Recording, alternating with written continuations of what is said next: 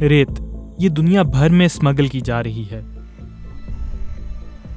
ہر سال اربوں ڈالر مالیت کی ریت غیر قانونی طور پر نکالی اور فروخت کی جا رہی ہے۔ یہ سستی ہے اور نکالنا بھی آسان ہے۔ یہ کم رسک والا مگر زیادہ منافع بخش کاروبار ہے۔ کبھی کبھار اس میں جرائم پیشہ گروہوں، تشدد، حتیٰ کہ قتل تک کی وارداتیں شامل ہوتی ہیں۔ جب سینڈ مافیا نے مجھ پر حملہ کیا تب میری شکایات کو سنجیدگی سے لیا گیا۔ تو ریت کی ڈیمانڈ اتنی زیادہ کیوں ہے؟ جدید دنیا اسی سے بنی ہے۔ ریت کنکریٹ، اسفالٹ، شیشے اور سلیکون میں شامل ہوتی ہے، اور ان چیزوں میں بھی ہوتی ہے جس کی آپ توقع بھی نہیں کرتے۔ ریت کاسمیٹکس، کچھ اقسام کی وائن، پینٹ اور الاسٹک بنانے میں استعمال ہوتی ہے۔ ہر سال تقریباً 50 ارب ٹن ریت اور بجری استعمال ہوتی ہے، اتنی کہ پورے ارجنٹینا کو 1 سینٹی میٹر موٹی تہ سے ڈھانپا جا سکے۔ نکالی گئی 90% ریت تعمیراتی صنعت میں استعمال ہوتی ہے۔ چین اور انڈیا ریت کے سب سے بڑے صارف ہیں۔ ترقی پذیر دنیا میں ہر سال کروڑوں لوگ دیہی علاقوں سے شہروں کی طرف منتقل ہو رہے ہیں۔ یوں دنیا بھر میں ہم ہر سال 9 نیو یارک جتنے شہر تعمیر کر رہے ہیں۔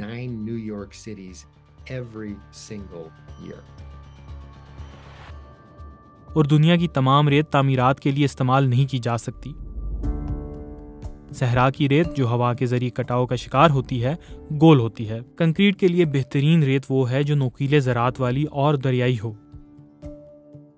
کیونکہ یہ مضبوطی سے جڑ کر کنکریٹ کو زیادہ مضبوط اور دیر پا بناتی ہے۔ ریت کو دریا کے کناروں سے ہاتھوں یا کھدائی کرنے والی مشینوں کے ذریعے نکالا جاتا ہے، اور جو کچھ نکالا جا رہا ہے وہ قدرتی طور پر جتنی مقدار میں واپس آ سکتا ہے اس سے کہیں زیادہ ہے۔ ریت جو پانی کے بعد دنیا میں سب سے زیادہ نکالی جانے والی چیز ہے، اب قلت کا شکار ہو رہی ہے۔ دنیا بھر میں ریت کی مارکیٹ کا حجم تقریباً 165 ارب ڈالر ہے، لیکن یہ جاننا تقریباً ناممکن ہے کہ اس میں سے کتنی مقدار غیر قانونی طور پر حاصل کی گئی ہے۔ اندازے کے مطابق یہ معاملہ کئی ارب ڈالر تک جا پہنچا ہے۔ ہمیں یقین ہے کہ درجنوں ممالک میں غیر قانونی ریت کی کھدائی ہو رہی ہے۔ مغربی یورپ اور شمالی امریکہ میں یہ نسبتاً چھوٹے پیمانے پر ہوتی ہے، جبکہ ترقی پذیر ممالک میں یہ لاکھوں ٹن کے پیمانے پر کی جا رہی ہے۔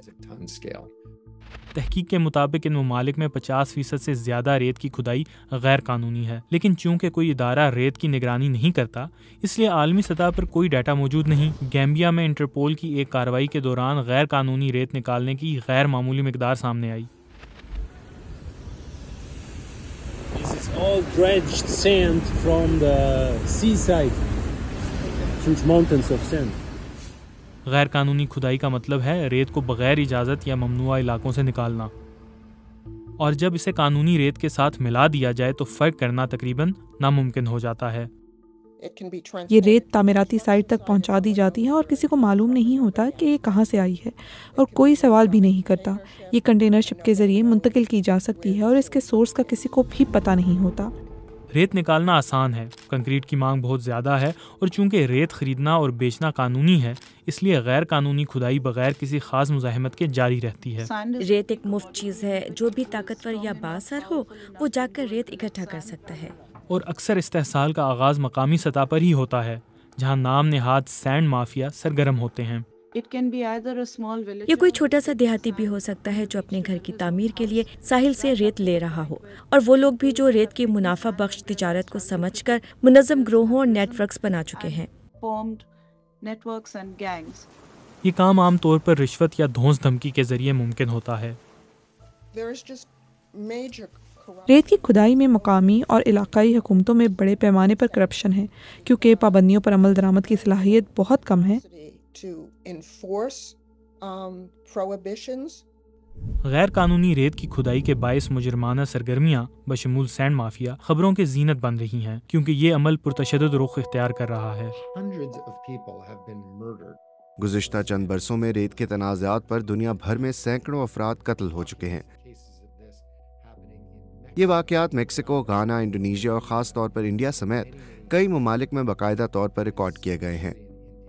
2004 میں مجھ پر سینٹ مائنرز نے حملہ کیا، اور تب سے یہ معاملہ میرے لیے زیادہ سنگین اور شدت اختیار کر گیا۔ تب سے سمیرہ غیر قانونی ریت کی کھدائی کے خلاف مہم چلا رہی ہیں اور انڈیا سمیت دنیا بھر میں اس کے اثرات کو اجاگر کر رہی ہیں۔